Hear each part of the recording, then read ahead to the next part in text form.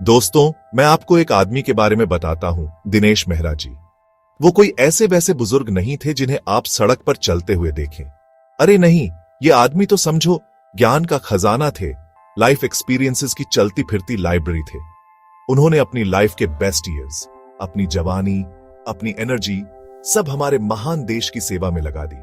सोचो, अपनी पूरी प्राइम लाइफ बड़े बड़े पैसे बनाने या ह्यूज बिजनेस खड़ा करने में नहीं, बल्कि देश के लिए डेडिकेट कर दी।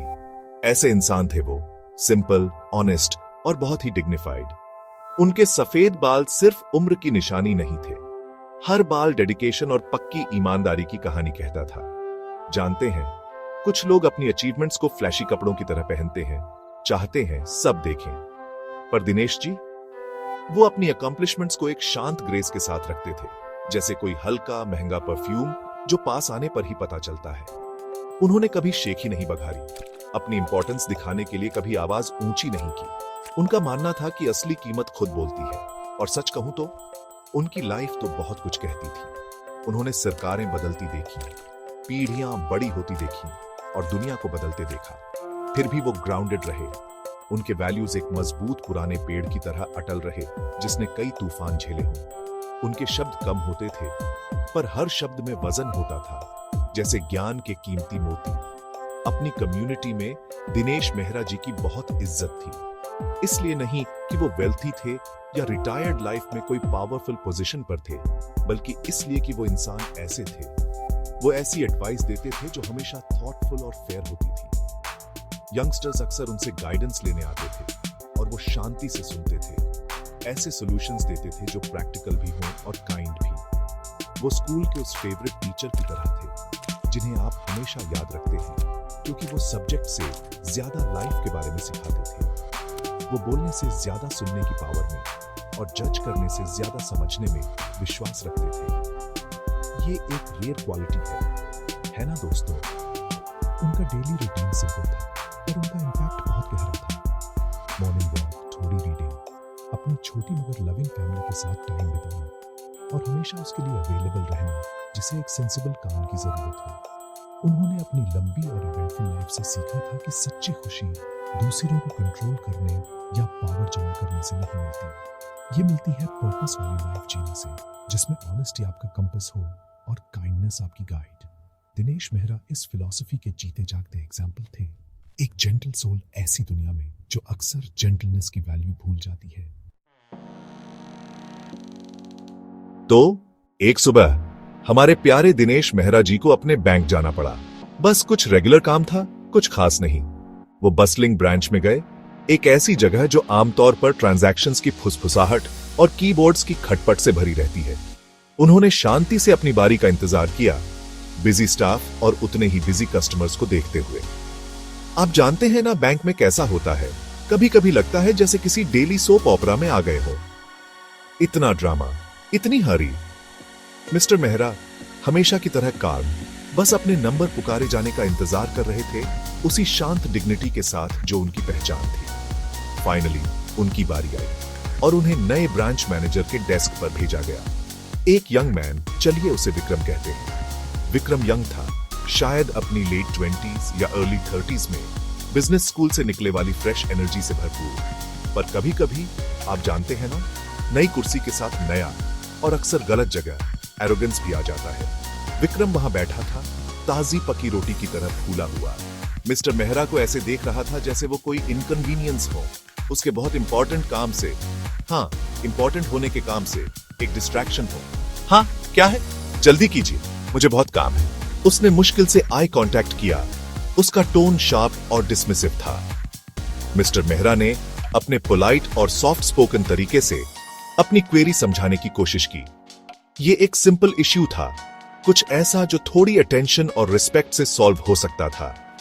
पर विक्रम, ओहो विक्रम, उसे लगता था कि उसकी मैनेजर की चेयर ने उसे रूड होने का लाइसेंस दे दिया है। देखिए सर, मेरे पास पूरा दिन नहीं है, क्या आप पॉइंट पर आ सकते हैं? उसने मिस्टर मेहरा को बीच सेंटेंस में इंटरप्ट किया, उनसे ऊंचे स्वर में बात की और जनरली ये क्लियर कर दिया कि उसके पास बूढ़े लोगों की प्रॉब्लम्स के लिए टाइम नहीं है। उसकी आवाज बेवजह लाउड थी, शायद सोच रहा था कि वॉल्यूम मतलब अथॉरिटी। कुछ लोग सोचते हैं ना कि चिल्लाने से उनके आर्ग्यूमेंट स्ट्रांग हो जाते हैं। फनी है ना? दिनेश जी एक ऐसे आदमी जिन्होंने बड़े बड़े सर्कल्स में बिना आवाज ऊंची किए रिस्पेक्ट पाया था, वो चौंक गए। बैंक के रूल्स की कॉम्प्लेक्सिटी से नहीं, बल्कि इस यंग मैन की हिम्मत और डिसरिस्पेक्ट से उन्हें दुख हुआ। क्या नई जनरेशन पावर को यही समझती थी, दूसरों को नीचा दिखाना, खासकर बड़ों को? वो कंपोज्ड रहे, उनका चेहरा काल्म था, पर अंदर से उन्हें गहरी डिसअपॉइंटमेंट हुई। उन्होंने एक बार और समझाने की कोशिश की, पर विक्रम ने बस डिसमिसिवली हाथ हिला दिया, जैसे उन्हें भगा रहा हो। ठीक है, बहुत सुन लिया। नेक्स्ट। क्या इमेच्योरिटी दिखाई सच में? अब दिनेश मेहरा जी सीन क्रिएट करने वालों में से नहीं थे। वो क्वाइट सॉल्यूशंस में विश्वास रखते थे।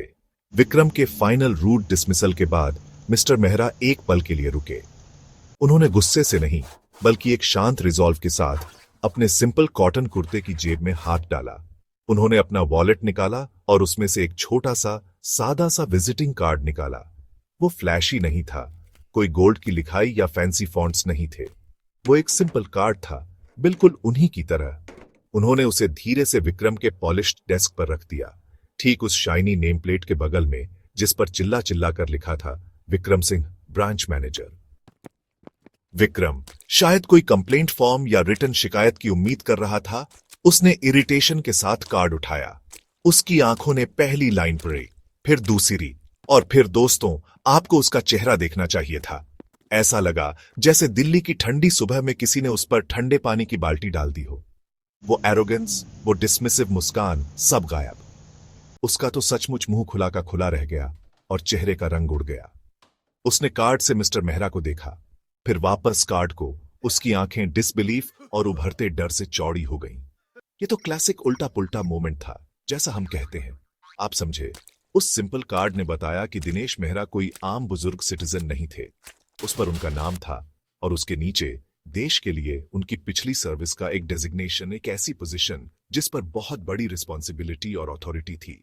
एक ऐसी पोजीशन जिसे पाने का विक्रम अपने पूरे करियर में सिर्फ सपना देख सकता था। अचानक वो बूढ़ा आदमी जिसका वो डिसरिस्पेक्ट कर रहा था, उसकी आंखों के सामने एक बहुत बड़े ओहदे वाला इंसान बन गया। विक्रम को यह बात पत्थर की तरह लगी। उसने एक ऐसे आदमी के साथ बहुत बड़ी बेवकूफी और डिसरिस्पेक्ट किया था जो सबसे ज्यादा रिस्पेक्ट डिजर्व करता था। ब्रांच मैनेजर के तौर पर जो पावर उसे अपनी लगती थी, वो अब बच्चों के खिलौने जैसी लग रही थी।